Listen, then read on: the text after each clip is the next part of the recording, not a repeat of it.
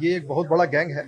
दरअसल ये पूरे देश में जितनी भी सूचनाएं गूगल के माध्यम से जितनी भी सूचनाएं गूगल या सर्च इंजिन के माध्यम से एकत्रित कर सकते हैं, रिटायर्ड कर्मचारियों के बारे में ये लोग एकत्रित करते हैं। उसके बाद इनके गैंग के कुछ मेंबर्स हैं जो ट्रेंड होते हैं कॉल करने के लिए, जिनको हम लोग हेलो गैंग बोलते हैं। वो लोग उनको कॉल करते हैं, उनके पास सारी सूचना होती है। विश्वास प्राप्त करने के बाद उस कर्मी का वो उनसे एक ओटीपी पूछते हैं, जो ओटीपी एक्चुअली उनके अकाउंट को अपने मोबाइल के साथ कनेक्ट करने के लिए होता है।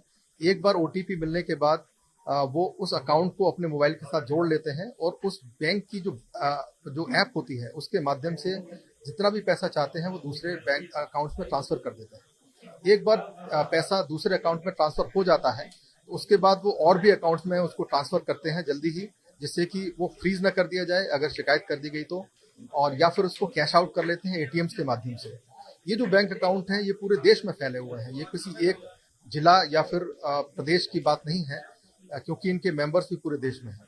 तो इनका गैंग बहुत बड़ा है और ये जो प्रमोद मंडल जो पकड़ा गया है ये इनका बहुत बड़ा सरगना है, और जो मंटू है वो एक हेलो गैंग का सदस्य है। सर, आपने हेलो गैंग की बात की, हेलो गैंग क्या चीज है और ये हेलो गैंग कैसे काम कर रहा था? ये लोग एक तरह से ट्रेंड होते हैं बैंक कर्मियों के तरह से बात करने में, या फिर ट्रेजरी ऑफिसर सरकारी कर्मचारियों की तरह बात करने में बहुत ही ट्रेंड होते हैं। और इनको जो सूचना जो बैंक के बाकी के जो गैंग के बाकी के मेंबर जो उनको उपलब्ध कराते हैं उसके आधार पर ये कॉल करते हैं। कॉल करने के बाद ये एक बार अकाउंट उनका कनेक्ट हो जाता है इनकी ऐप्स के साथ, तो उसके बाद ये डिटेल पूरा अपने गैंग के दूसरे मेंबर को देते हैं, जिससे कि वो इमीडिएटली उसको ट्रांसफर कर देते हैं। तो हेलो गैंग का जो मेंबर है उसका दायित्व यही होता है कि वह किसी प्रकार से जो रिटायर्ड कर्मचारी है उसको अपनी बातों में फंसा ले, एक विश्वास दिला ले, और इसके लिए उनको ट्रेनिंग पूरी मिलती है। ये रिटायर्ड कर्मचारियों को निशाना तो कोई विभाग स्पेशली था कि किसी भी विभाग के बस रिटायर्ड कर्मचारी, और रिटायर्ड कर्मचारी ही क्यों टारगेट होते थे?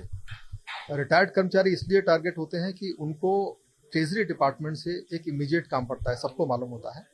दूसरा यह है कि उनको इमीडिएटली कुछ पैसा मिलता है, अपने रिटायरमेंट के जो बेनिफिट्स होते हैं, जीपीएफ इत्यादि है, तो उसमें उनको पैसा आता है, और उस समय उनको निवेश भी करना होता है कुछ, और साथ ही साथ उनको पेंशन भी पानी होती है। तो कुछ उनकी जरूरतें होती हैं। डेटा मिल जाता था इनको कैसे? हाँ, डेटा इनको बेसिकली गूगल से मिलता है, या फिर वो संबंधित डिपार्टमेंट की वेबसाइट पर जाकर के यदि वो डेटा उनको मिल जाए तो वो उसको इकट्ठा करके अपने पास रखते हैं। ये पूर्व से इनका एक डाटाबेस इस तरह से तैयार है। हमारे देश में कई ऐसे ज़रूरतमंद लोग हैं जिनकी मदद की गुहार आपके कानों तक नहीं पहुंच पाती। न जाने कितने ही ऐसे बेबस लोग हैं जो मजबूर हैं पैसों के साथ। आपकी एक थोड़ी सी मदद इनकी ज़िंदगी बदल सकती है। तो डोनेट करने के लिए या बाकी जानकारी के लिए आप नीचे दिए गए डिस्क्रिप्शन पर क्लिक करें।